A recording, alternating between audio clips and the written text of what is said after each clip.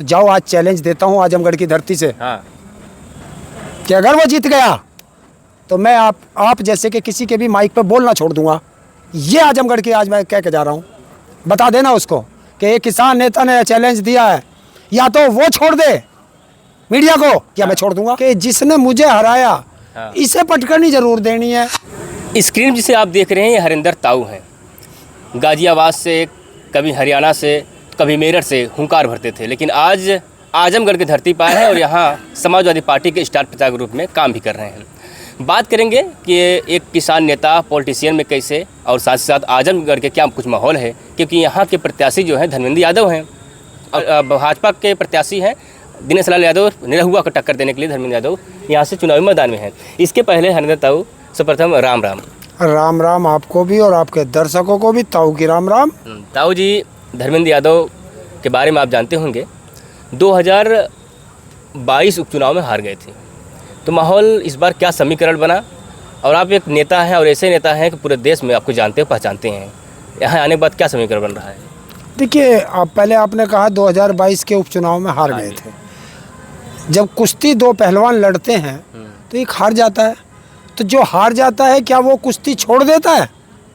नहीं छोड़ता ना। वो फिर और ज़्यादा मेहनत करके आता है कि जिसने मुझे हराया इसे पटकनी जरूर देनी है।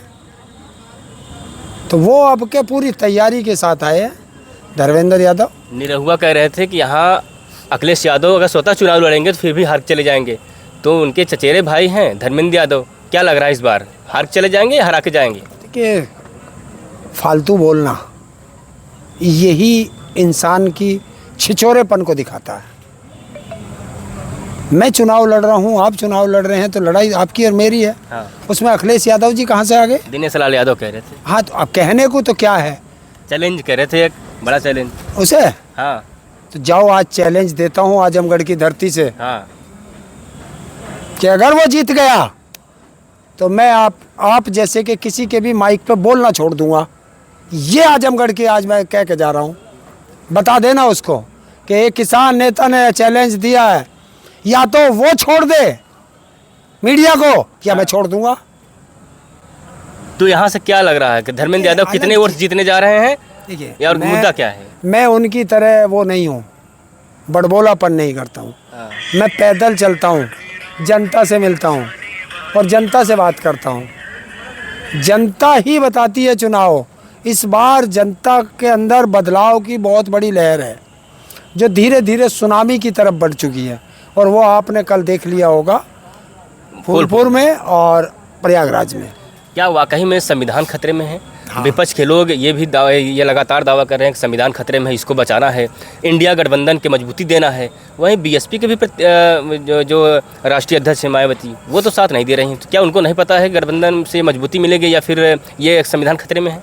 जब देश की आज़ादी की लड़ाई हो रही थी तो कुछ लोग अंग्रेजों के साथ भी खड़े थे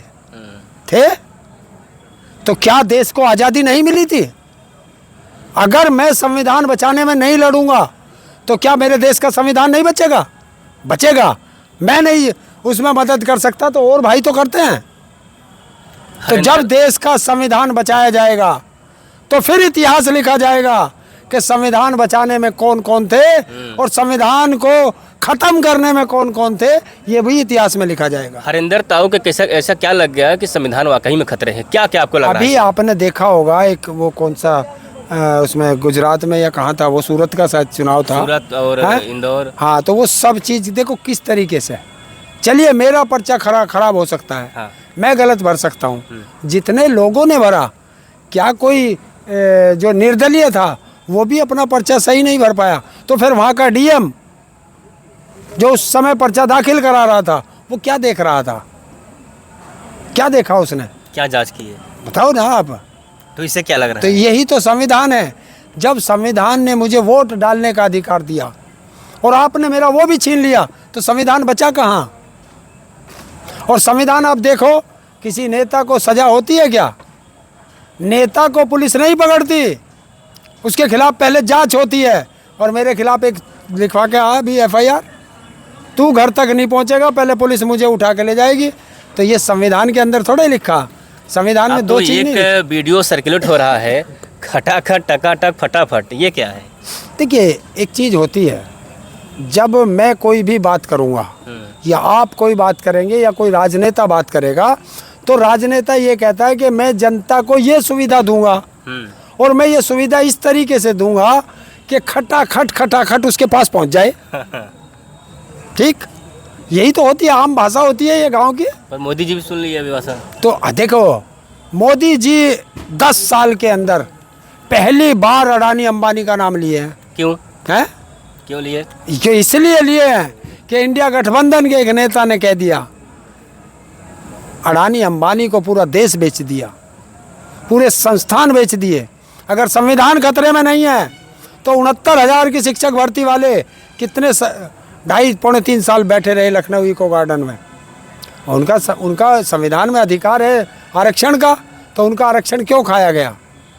अगर संविधान खतरे में नहीं है तो आर्मी 4 साल की क्यों की गई?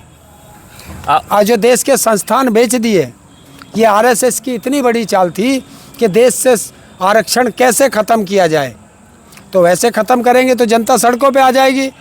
उन्होंने कर दिया, ना नोमन तेल होगा और ना राधा नाचेगी, ना नौकरियां होंगी ना आरक्षण होगा।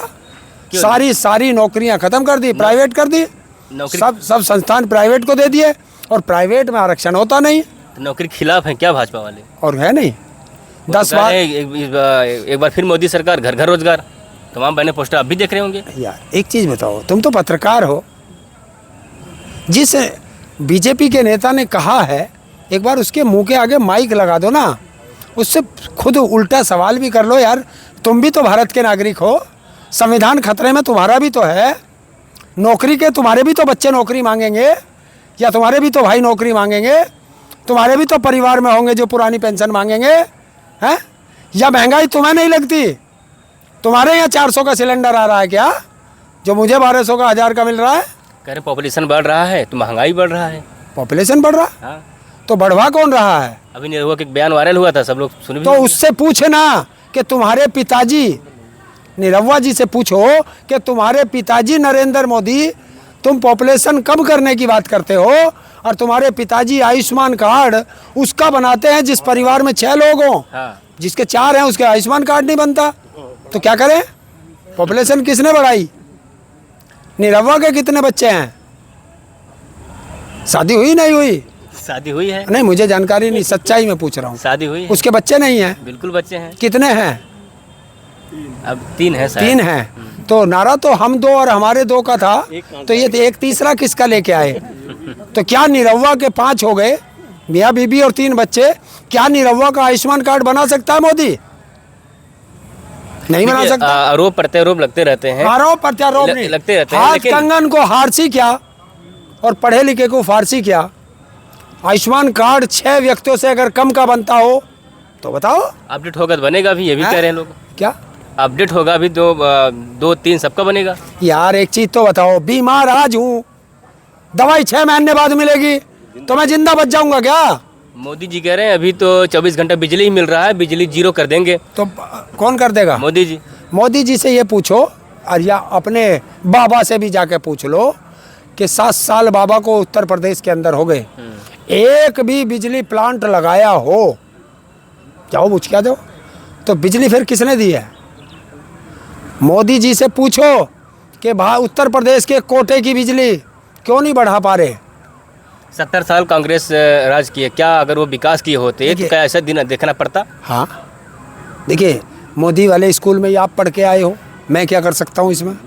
70 साल में 3 साल मोदी के भी हैं, उसमें 6 साल अटल बिहारी वाजपेयी के भी हैं, अन्य सरकारों के भी हैं, जिसमें चंद्रशेखर भी रहे, मोरारजी देसाई भी रहे, चौधरी चरण सिंह जी भी रहे, तो वो उनका भी है। तो 70 साल कांग्रेस के कहाँ हो गए?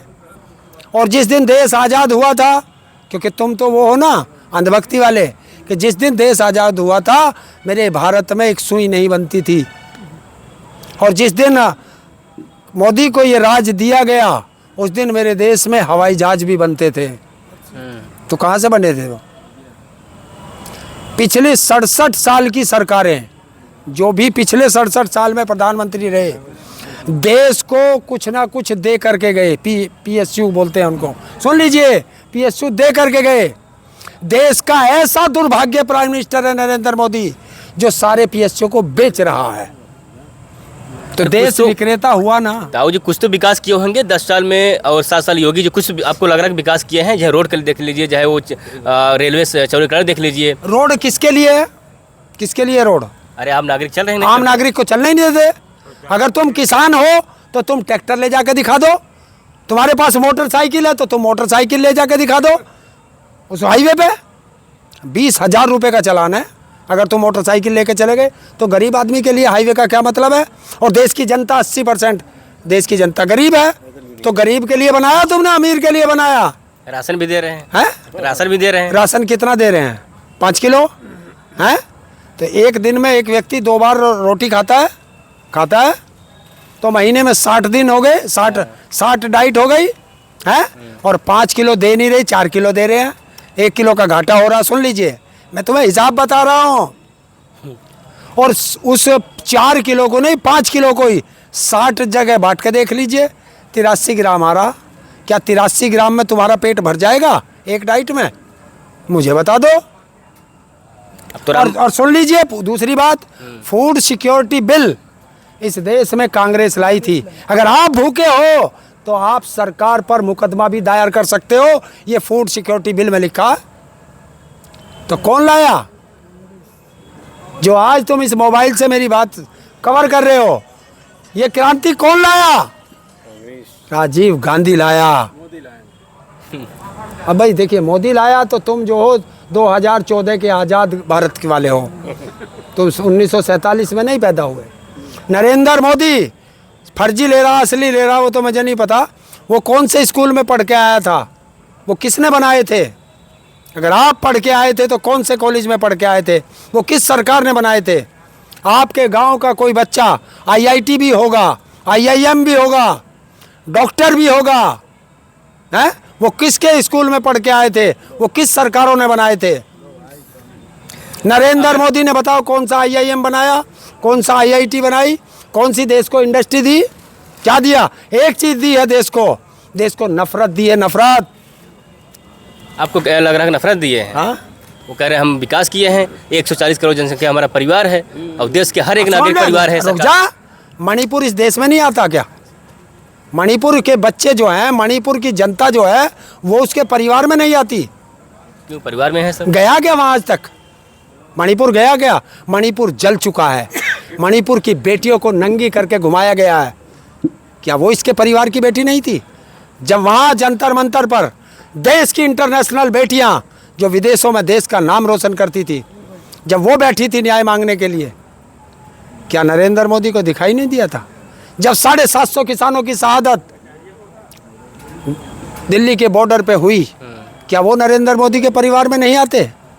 2014 से लेकर आज तक 1 लाख से ज़्यादा किसान आत्महत्या कर चुके हैं, क्या वो नरेंद्र मोदी के परिवार में नहीं आते?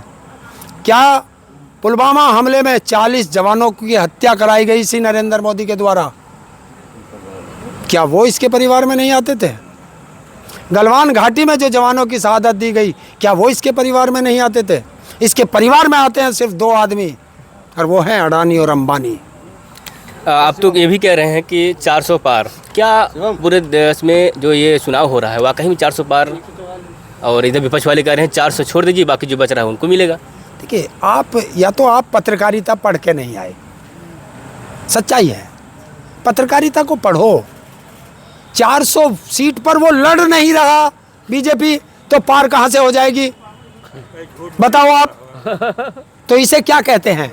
क्योंकि दुनिया का सबसे बड़ा झूठा प्रधानमंत्री है। मेरी बात पे यकीन ना हो तो आप तो थोड़ा बहुत तो जानो ही हो, जब मोबाइल चलाना जानो तो इस पर गूगल पर पूछ ले, बता देगा दुनिया का सबसे बड़ा झूठा कौन है। आजमगढ़ में लगातार आप दौड़ रहे हैं और प्रचार प्रसार कर रहे हैं, इस वक्त क्या माहौल बना हुआ? क्योंकि चुनाव 25 मई को होने जा रहा है, 3-4 दिन बचा है, तो क्या स्थिति हालत है? देखिए, हालत ये है कि इस बार पूरे देश में बदलाव की लहर है। हाँ। और देश में बदलाव की लहर चल चुकी है, और वो अब सुनामी की तरफ बढ़ चुकी है। क्या कुछ कमियां लग रहा है? क्योंकि 2019 चुनाव में, देखिए 2022 उपचुनाव में अखिलेश यादव प्रचार प्रसार नहीं किए थे, तो हार भी सामना करना पड़ा। तो क्या लगता है इसी कारण जो है कि यहाँ डिम्पल यादव भी, अखिलेश यादव भी, तमाम हार बड़े के नेता बाद प्रचार ही कर रहे हैं। हार के बाद ही जीत आती है हाँ। हैं? तो ये हार के बाद की वो जीत क्योंकि यादव आएगी। बनाम यादव चल रहा है, दिनेश लाल यादव भी यादव है। वो कह रहे हैं कि जब पिछले उपचुनाव में कुछ यादव हमारे साथ, कौन कह रहा है यादव बनाम यादव चल रहा अरे है? दिनेश लाल यादव कह रहे हैं यार यादव तुम नहीं है वो देखिए, यादव है कि नहीं यादव है? अरे मैं क्या कह रहा हूँ, यादव बनाम यादव किसने कहा? और वो अगर कहे तो ठीक, मतलब वो करे तो रासलीला और हम करे तो करैक्टर ढीला। हमारी बात को नहीं मानने के आप। ये यादव बनाम यादव नहीं, ये देश के संविधान को बचाने के लिए, उसमें SC ST OBC माइनॉरिटी सब एक साथ आ चुका है। इंडिया गठबंधन सरकार बनेगी तो कह रहे हैं SC ST OBC के आरक्षण पर डाका डालेंगे।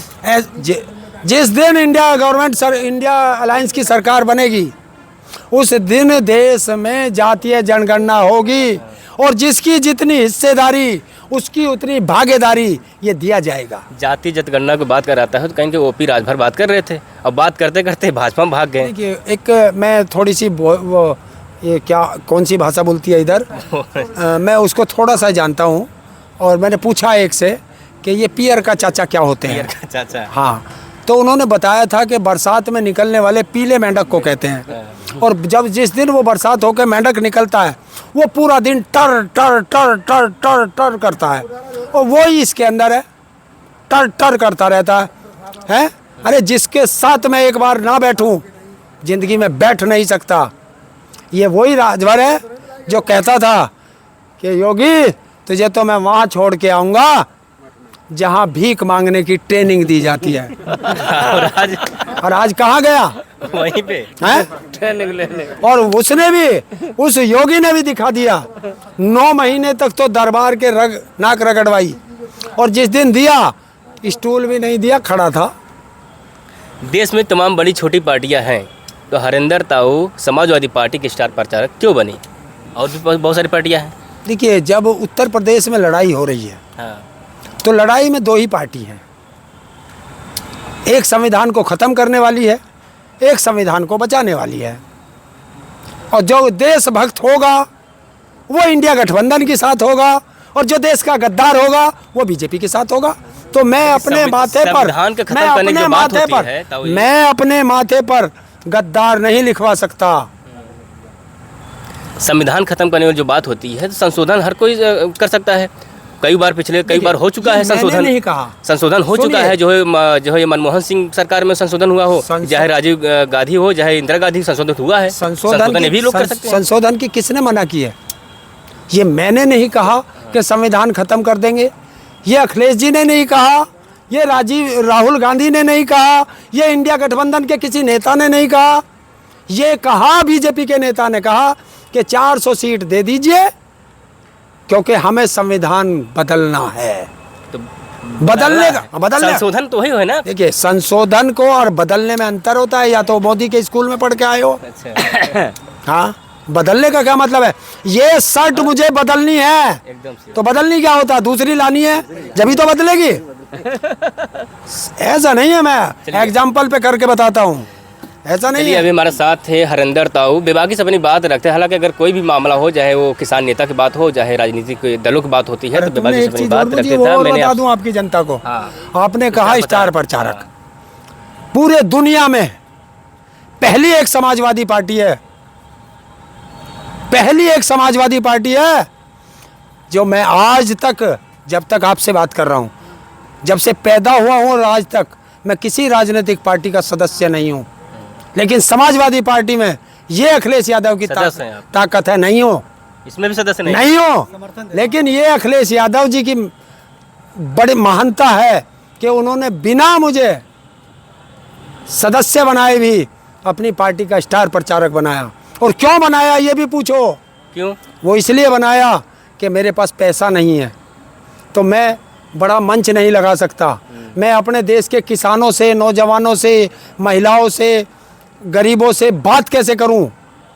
तो वो उनका मंच बनाया मंच मुझे मिल जाता है। सामने बैठे मेरे उत्तर प्रदेश के और जगह जगह भारत के लोग मिल जाते हैं।